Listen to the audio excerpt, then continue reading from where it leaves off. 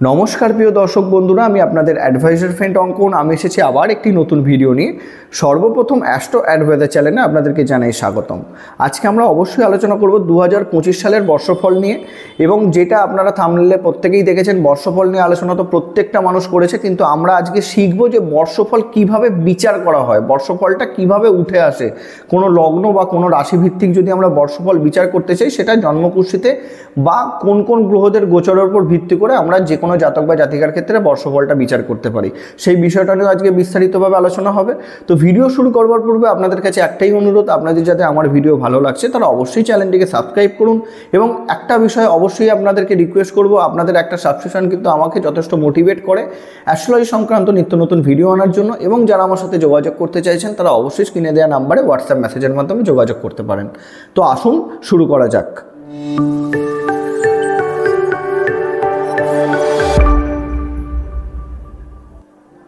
তো সর্বপ্রথম যে বিষয়টা নিয়ে আমাদের আলোচনা হবে সেটা হচ্ছে গোচর ফল কীভাবে বিচার করা হয়।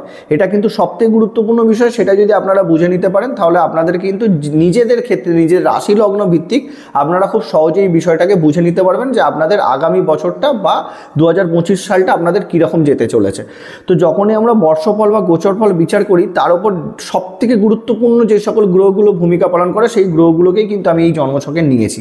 প্রথমত হচ্ছে সবথেকে প্রথম যে গ্রহটা উঠে আসে সেটা হচ্ছে শনিদেব। তার কারণ শনিদেব একটি রাশিতে বা বলতে পারেন 30 ডিগ্রি একটা রাশির মানকে কভার করতে 2.5 বছর সময় নেয়। তাহলে কেন এইখানে শনিকে তুলে নিয়ে আসা হয়েছে? তার কারণ হচ্ছে শনি যে ফলাফলটা আপনাদের জন্মকুষ্ঠি সাপেক্ষে দেবে সেটা কিন্তু লং টার্মের জন্য দেবে, গোচর ফলের ক্ষেত্রে অবশ্যই উঠে আসে। তার পরবর্তীতে আমি নিয়েছি রাহুকে এবং কেতুকে। কেন রাহু এবং কেতু কিন্তু একটা রাশি পরিবর্তন করতে 1.5 বছর সময় নেয়, অতএব রাহু কেতু যে ফলাফলটা আপনাদেরকে দেবে সেটাও কিন্তু আপনাদের 1.5 বছর অর্থাৎ লং টার্মের জন্য সেই ফলাফলটা আপনারা কিন্তু পাবেন। তার পরবর্তীতে আমি বৃহস্পতিকে নিয়েছি। কেন বৃহস্পতি অবশ্যই কিন্তু বলতে পারেন 1 বছর সময় না একটা রাশি পরিবর্তন করতে, অতএব বৃহস্পতিও যে ফলাফলটা আপনাদেরকে দিয়ে যাবে সেটা কিন্তু লং টার্মের জন্য দিয়ে যাবে।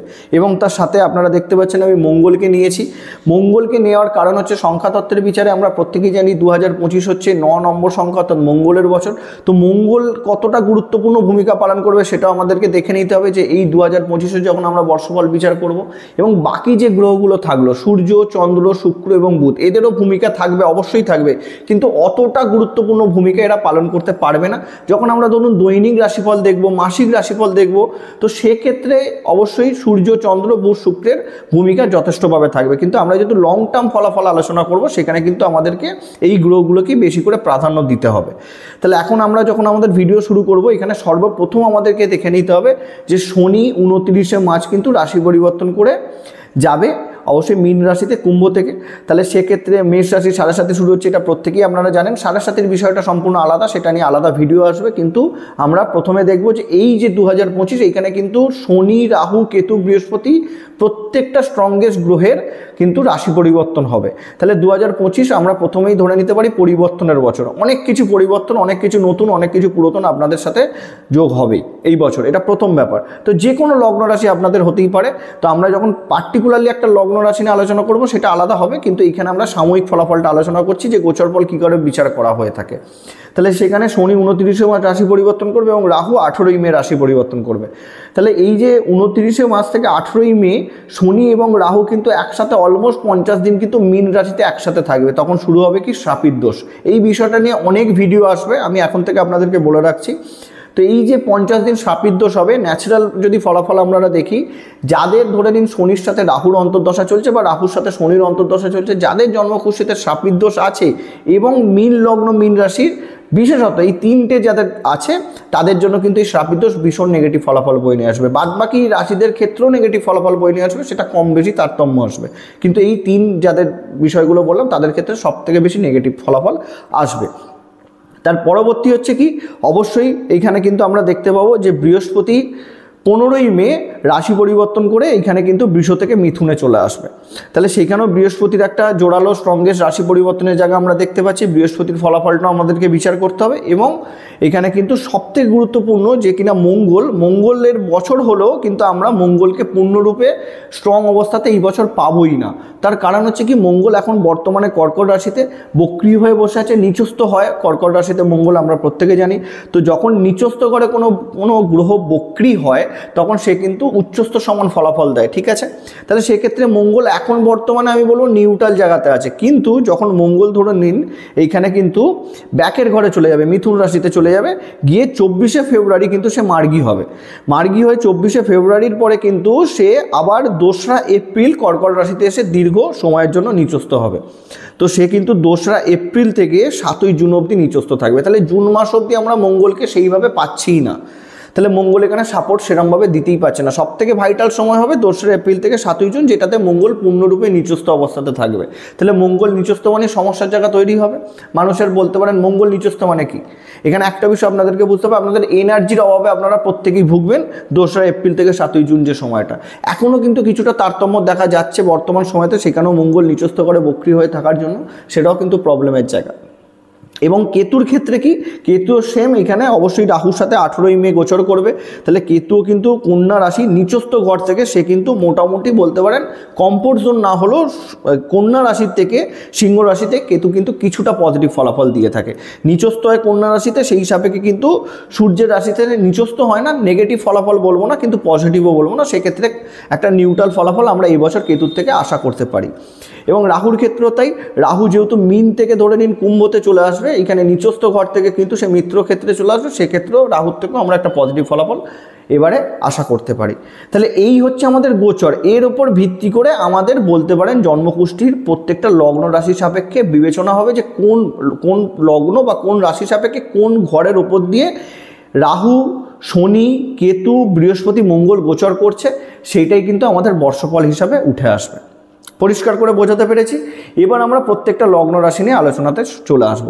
সর্বশেষ রাশি বা শেষ লগ্ন মীন রাশি সাপেক্ষে 2025-এর বর্ষফল কেমন হতে চলেছে সেই বিষয়ে যদি আলোচনা করি, তাহলে প্রথমেই আমরা গোচরের ভিডিওটা অ্যাড করে দিয়েছি।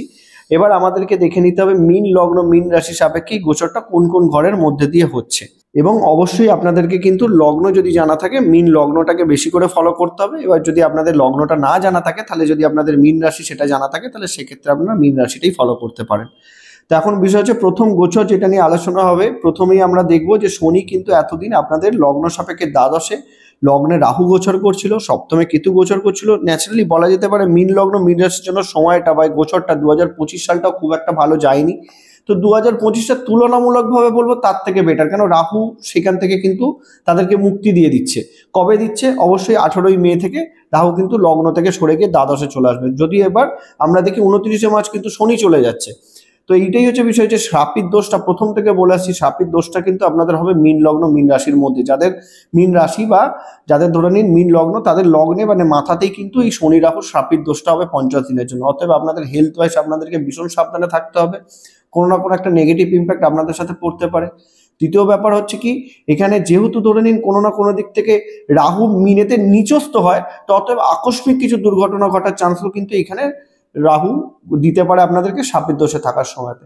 তো এই পার্টিকুলার সময়টা 29শে মার্চ থেকে 18ই মে সব থেকে বেশি সাবধানে আপনাদেরকে থাকতে হবে। এবং আপনারা যদি সম্ভব হয় আপনারা এই পার্টিকুলার সময়টা রেগুলার 108 বার করে না হলো অ্যাটলিস্ট 10 বার করে হোক, 8 বার করে হোক, একবার করে হলেও মহামৃত্যুঞ্জয় মন্ত্র পাঠ করবেন।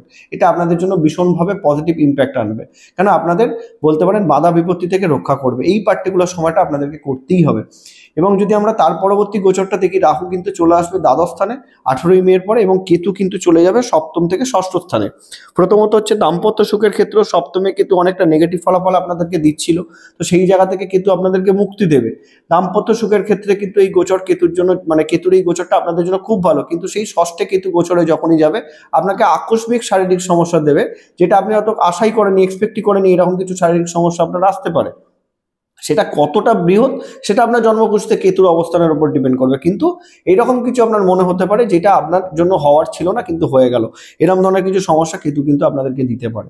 এবং রাহুর যদি গোচরের কথা আমরা দেখি, দ্বাদশে রাহুর গোচরটাকে আমি সর্বোচ্চ নেগেটিভ ধরবো না। এক তো প্রথমত লগ্ন মুক্তি পেয়ে যাচ্ছে, রাহু যেহেতু দ্বাদশে গোচরে আসবে, এই দিক থেকে আপনাদেরকে বলতে পারি যারা ঘোরাঘুরি করে কাজ করেন, ট্রাভেল এজেন্সির সাথে যুক্ত আছেন বা বাইরের সাথে যোগাযোগের মাধ্যমে কাজ আপনাদের হয়, তাদের জন্য কিন্তু এই বছরটা যথেষ্ট ভালো। রাহুর এই গোচর দ্বাদশে ভীষণ পজিটিভ ফলাফল আপনাদের জন্য নিয়ে আসবে। কিন্তু বিষয় হয়ে যাচ্ছে কি, শনি যখনই লগ্নে যাবে আপনাদের কিন্তু এই বছরটা অনেকটা স্লো শুরু হবে। যতটা গ্রোথ আপনারা আশা করবেন সেই গ্রোথটা কিন্তু আপনারা পাবেন না। কিন্তু রাহুর থেকে শনি আপনাদেরকে লগ্নে গিয়ে যথেষ্ট পজিটিভ ফলাফল দেবে, যেই ফলাফলটা দেবে সেটা যথেষ্ট স্টেবল হবে। তো শনির এই গোচরটা নেগেটিভ বলবো না, কিন্তু আপনারা আপনাদের নিজের ধৈর্যটাকে ধরে রাখুন, কেন আপনাদের ক্ষেত্রে এই বছরটা টিকে থাকার লড়াই। যত টিকে থাকতে পারবেন, যত সংঘর্ষ করতে পারবেন, ততই কিন্তু আপনারা গ্রোথ পাবেন। এটা সবসময় আপনাদেরকে মাথায় রাখতে হবে। কিছুটা প্রথম দিকে অযথা খাটাখাটুনি বৃদ্ধি পাবে, করেও কোনো ফলাফল পাবেন না, কেন শনি তৃতীয় দৃষ্টিতে আপনার তৃতীয় ঘরকে দেখবে, এবং তৃতীয়তে যেহেতু বৃহস্পতি গোচরে থাকছে 15ই মে অবধি, তো সেইখানে 29শে মার্চ থেকে 15ই মে অবধি যেহেতু শনির তৃতীয় দৃষ্টি আপনার লগ্নে থেকে লগ্নাধিপতির ওপর পড়বে, দেখবেন কিছু বেকার খাটুনি আপনাদেরকে খাটতে হবে, যে খাটুনির কোনো ভ্যালু আপনারা কিন্তু কখনোই পাবেন না। তো তারপরে যখন ধরুন বৃহস্পতি এখানে গোচরে, এখানে লগ্নাধিপতি বৃহস্পতি যখন গোচর করে চতুর্থ স্থানে আসবে, কবে আসবে? অবশ্যই 15ই মেতে চলে আসবে। তো 15ই মের পর থেকে আপনাদের কিন্তু সাংসারিক সুখ, গৃহ সুখ, নতুন করে বাড়ি করতে যারা চাইছেন, নতুন করে গাড়ি যারা কিনতে চাইছেন, সেখানে কিন্তু বৃহস্পতি আপনাদেরকে পূর্ণ পজিটিভ ফলাফল দেবে। তো বৃহস্পতি 15ই এখানে মেয়ের পর থেকে কিন্তু খুব ভালো ফলাফল আপনাদের চতুর্থ স্থানে গোচরে গিয়ে দেবে। চতুর্থ থেকে কিন্তু আপনাদের দশম স্থানে এখানে বৃহস্পতির দৃষ্টি, এখানে আপনাদের কর্মের জায়গাতে অনেক পজিটিভ ইম্প্যাক্ট ফেলবে এবং নতুন কর্মের সাথে যোগ হওয়ারও চান্স কিন্তু ক্রিয়েট করবে 15ই মের পর থেকে। অবশ্যই এটা কিন্তু খুব ভালো গোচর যদি আমরা ন্যাচারালি চিন্তা ভাবনা করে দেখি, এবং এইটাকেও আপনাদেরকে দেখতে হবে যে এর পরবর্তীতে আমরা যদি দেখি মঙ্গলের গোচরটা, মঙ্গল কিন্তু আপনাদের লগ্ন সাপেক্ষে দ্বিতীয় ঘর এবং নবম ঘরের অধিপতি হয়, অর্থাৎ বলতে পারেন অর্থ এবং ভাগ্যের অধিপতি হয়ে খুব একটা পজিটিভ অবস্থাতে থাকছে না। তাহলে অতএব আপনাদের এই যে পার্টিকুলার সময়টা, এখানে কিন্তু অর্থ ক্ষতির একটা যোগ দেখা যাচ্ছে, বা আপনাদের এইটাই মনে হতে পারে যে আপনারা আপনাদের ভাগ্যের সাপোর্টটা পাচ্ছেন না ঠিক করে। তো এই ধরনের যোগটা মঙ্গল কিন্তু আপনাদেরকে সাময়িক সময়ের জন্য দেবে। তবে আমি এইটুখানি আপনাদেরকে বলতে পারি, 2রা এপ্রিলের পর যখন মঙ্গল আপনাদের পঞ্চম স্থানে নিচস্থ হবে, তখন কিন্তু আপনাদের স্টামাকে প্রবলেম আসবে। আপনাদের সন্তান সুখের ক্ষেত্রে বাধার কারণ হয়ে দাঁড়াবে মঙ্গলের এই গোচর। সন্তানের হেলথ ইস্যু আসার কিন্তু চান্সেস থাকতে পারে, এইটা একটা প্রবলেমের জায়গা। এবং দ্বিতীয় বিষয় এইটাও আপনাদেরকে বলবো যে আপনাদের স্টামাকের প্রবলেম তো বলুন, যারা এডুকেশনের সাথে যুক্ত আছেন, সেখানে এডুকেশনে গ্যাপ হয়ে যাওয়ার চান্সও কিন্তু মঙ্গল নিচস্থ অবস্থা থেকে দিতে পারে। এইটা একটা প্রবলেমের জায়গা তৈরি করতে পারে মঙ্গল। তারপরে মঙ্গল যখন ষষ্ঠ স্থানে গোচরে চলে যাবে, সেই পার্টিকুলার সময়টাতেই আপনাদেরকে বললাম যে আকস্মিক কিছু রোগ আসতে পারে, যে রোগটা হয়তো আপনারা আশা করেনি, বা আপনাদের এটা মনে হতে পারে যে কেউ আপনাদের ওপর কোনো না কোনো দিক থেকে টুকটাক বা কালা জাদু করেছে, কেন সেই রোগটা ডাক্তার খুঁজেই পাবে না। মঙ্গল কেতু যোগ যখন আপনার ষষ্ঠ স্থানে হবে লগ্ন সাপেক্ষে, এইটা কিন্তু একটা প্রবলেমের জায়গা। তা এখন বিষয় হচ্ছে, দেখুন মীন লগ্ন মীন রাশির জন্য যে সময়টা কোনো না কোনো দিক থেকে ভালো, কোনো না কোনো দিক থেকে খারাপ। আমি এটাকে 50% ভালো 50% খারাপ হিসাবে দেখবো 2025টাকে। তার কারণ হচ্ছে রাহুর গ্রাস থেকে তো আপনারা মুক্তি পাচ্ছেন ঠিকই, কিন্তু শনি আবার লগ্নে গিয়ে আপনাদেরকে বসে স্লো করছে জায়গাটা। আবার রাহু যেহেতু দ্বাদশে গোচরে যাচ্ছে, অবশ্যই আপনাদের কিন্তু খরচ বৃদ্ধি করাবে, অযথা ব্যয় করাবে। ইলেকট্রনিক জিনিস দেখবেন বেশি করে খারাপ হচ্ছে আপনাদের বাড়িতে আগামী 1.5 বছর। এরকম ধরনের প্রবলেমগুলো কিন্তু এই পার্টিকুলার সময়টা যদি আপনাদেরকে ঠিকঠাক থাকতে হয়, তাহলে কোনো রকম কোনো খারাপ ইলেকট্রনিক জিনিস আপনার বাড়িতে রাখবেন না। মীন লগ্ন মীন রাশির মানুষরা যত তাড়াতাড়ি সম্ভব শুরু থেকে আপনারা ফেলে দেওয়ার চেষ্টা ভাবনা করুন, বা যদি সেটাকে সারাতে পারেন সারিয়ে নিন। খারাপ জিনিস বাড়িতে ফেলে রাখলেই কিন্তু মারাত্মক প্রবলেমে আপনাদেরকে পড়তে হবে। এটা একটা বিষয় গেল। দ্বিতীয় বিষয় হচ্ছে, যেহেতু বৃহস্পতি আপনাদের সহায় থাকছে, বৃহস্পতির জন্য আপনারা বৃহস্পতির মন্ত্র পাঠ করুন, এবং শনির জন্য আপনারা শনির মন্ত্র পাঠ করুন, তাহলে কিন্তু আপনারা অনেকটা পজিটিভ ইম্প্যাক্ট লাইফে পেতে পারবেন। এবং মঙ্গলের জন্য হনুমান চালিসা পাঠ করুন, যেহেতু পঞ্চমে মঙ্গল নিচস্থ থাকছে, পঞ্চম ঘর আমাদের ইষ্ট দেবতার ঘর, তো সেই দিক থেকে পঞ্চমে মঙ্গল যখন গোচর করবে, সেই পার্টিকুলার দিনটা মানে অর্থাৎ এখানে 2রা এপ্রিল থেকে 7ই জুন, এই সময়টা আপনারা রেগুলার হনুমান চালিসা পাঠ করুন, সেটা আপনাদের জন্য কিন্তু খুব ভালো হবে। তো এই ছিল আমাদের মীন লগ্ন মীন রাশি সাপেক্ষে 2025-এর বর্ষফল। নমস্কার।